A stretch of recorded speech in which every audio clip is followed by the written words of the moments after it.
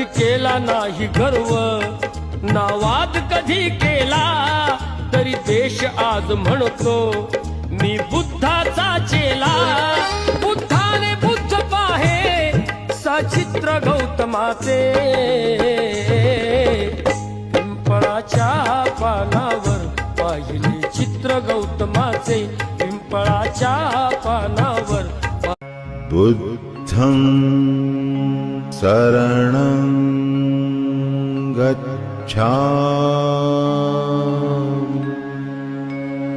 धम्मं शरणं गच्छामि,